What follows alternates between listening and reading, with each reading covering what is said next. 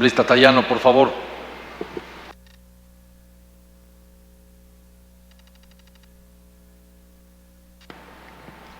Gracias, señor presidente, compañeras, compañeros asambleístas. El tema que nos convoca, la Defensoría del Pueblo, realmente es un tema apasionante que, como ya lo han dicho los compañeros que han antecedido o han precedido en la palabra, apareció allá en Roma cuando cayó la monarquía y se formó con el inicio de la República, esa división de clases entre patricios y plebeyos, y había que poner ahí un mediador. Y ahí nace esta figura del hombre que defiende los intereses de los desposeídos o de los más desposeídos.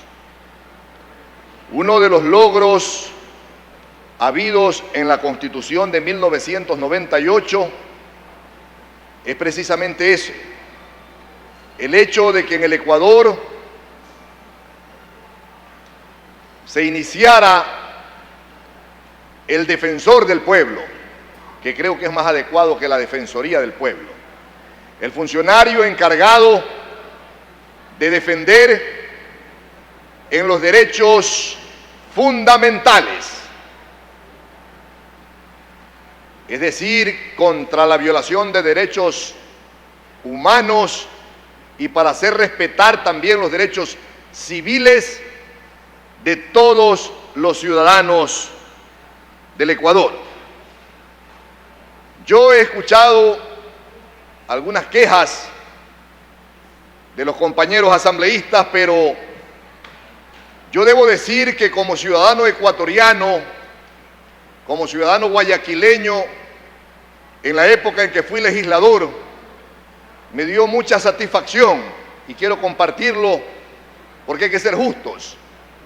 Me encontré regresando de Quito con un compañero de la escuela, de una escuela fiscal allá en Puerto Lisa, en la que nos educamos, en el suburbio de Guayaquil, y me dijo que se había comprado un carro y que ese carro, que era de fábrica, le había salido malo y que había contratado a 3 abogados y resulta que ya había gastado más o menos $2.500 y no tenía ningún resultado, no había tenido ningún resultado.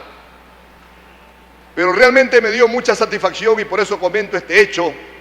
Y me comentó este compañero, que inclusive lo llamé hace un rato a decirle que iba a citar la conversación con él en mi intervención en el Pleno, y me dijo: fui a la Defensoría del Pueblo en Guayaquil y en un mes me solucionaron el problema y no me costó un solo centavo. Y hablaba maravillas de la Defensoría del Pueblo de Guayaquil.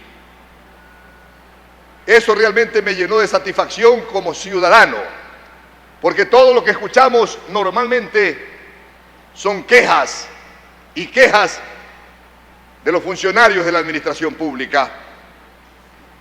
Y ese para mí es un ejemplo de defensa al pueblo, de defensa a un ciudadano del pueblo. También he escuchado de compatriotas ecuatorianos que han estado desesperados porque su hermano, su familiar, su pariente falleció allá en España, en donde fue a buscar días mejores, y la repatriación de los cadáveres se las ha hecho la Defensoría del Pueblo. Es decir, si hay ejemplos de servicio a la comunidad. Yo creo que el tema pasa también por el hecho de fortalecer más bien a este instrumento de defensa de la ciudadanía, dotándolo de una verdadera autonomía y de un verdadero presupuesto. Ahora leía yo, en la ayuda que me han dado mis asesores, me han puesto aquí en una carpeta la ley orgánica de la Defensoría del Pueblo.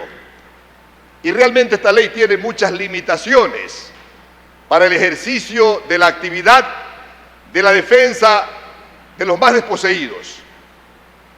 he leído doctrina universal sobre el tema del defensor del pueblo y efectivamente la doctrina establece que no hay que darle la calidad de vinculante a las resoluciones del defensor del pueblo, que es una especie de mediador entre la fuerza y el poder del Estado y la ciudadanía para regular los abusos que en determinado momento se pueden cometer en contra del hombre del pueblo.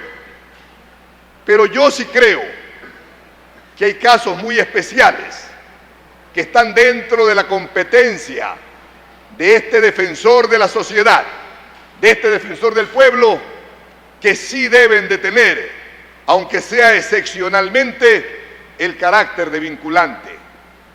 Llámese casos de niños y niñas adolescentes que en determinado momento en contra de ellos se cometen tremendas violaciones y que los jueces son indolentes ante esas situaciones. Puede ser también el caso de los adultos mayores, aunque fuera excepcionalmente, cuando están desprotegidos de su familia y de la sociedad. Y por qué no también el caso de ciertas personas con discapacidad, cuando hay abusos principalmente de funcionarios judiciales en contra de ellos. Yo sí creo que en esos casos el informe del defensor de los ciudadanos, del defensor del pueblo, tiene que tener el carácter de vinculante. Yo he visto que no se ha puesto en la Constitución, y creo que sí es necesario, en el artículo 1, establecer lo que ya dice el artículo 96 de la actual Constitución, cuando en el texto constitucional se deja establecido cuál es el mecanismo de elección que va a funcionar para la designación del defensor del pueblo. Yo creo que este es un tema que no debemos dejárselo simplemente a la discrecionalidad de la ley. Hay también temas en el articulado que son preocupantes. A ver si ponemos el artículo 3 en la pantalla, cuando se dice que en el numeral 1, que dentro de las funciones del defensor del pueblo están defender y excitar la observancia de los derechos individuales y colectivos y las garantías de la Constitución. Ese tema está mucho más claro en el artículo 2 de la Ley de la Defensoría del Pueblo, cuando dice defender y excitar de oficio o a petición de parte, cuando fuere procedente, la observancia de los derechos fundamentales, individuales o colectivos que la Constitución Política de la República, las leyes, los convenios y tratados internacionales ratificados por el Ecuador garanticen. Creo que debería de transcribirse así textualmente ese texto dentro de las funciones del defensor del pueblo. Concuerdo con lo que han dicho varios compañeros cuando se dice que el defensor del pueblo excitará la observancia de los derechos individuales. La facultad de excitar jurídicamente le corresponde al ministro fiscal del Estado. Sería interesante también establecer, señor presidente y compañeros y compañeras asambleístas, que la disposición del numeral 8 del artículo 3, yo creo que tiene que ser regulada, señor presidente, porque a pretexto de defender garantías constitucionales vamos a permitir que un funcionario como el defensor del pueblo pueda violar varias garantías constitucionales, como el derecho a la privacidad, como el derecho al no allanamiento de la vivienda, que se le podrían permitir si es que se deja la disposición tal como está redactada. Gracias, señor presidente. Asambleísta Chacón, por favor.